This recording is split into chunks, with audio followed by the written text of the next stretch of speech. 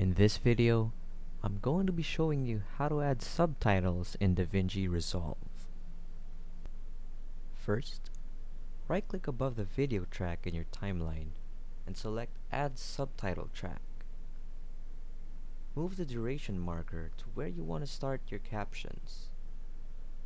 Right-click on the subtitle track and select Add Subtitle. Select your subtitle and manually type your caption into the inspector. You can customize your text by ticking the box for Customize Caption. From here, you can change the font and even the color. For this text, we'll be using the color yellow. Navigate to the Track Style tab to adjust your subtitle font, color, size, and more.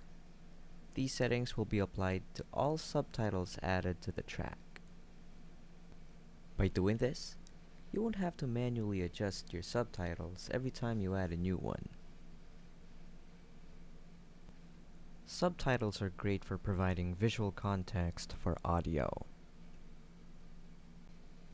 Repeat this process for every new subtitle added to the track. Happy editing!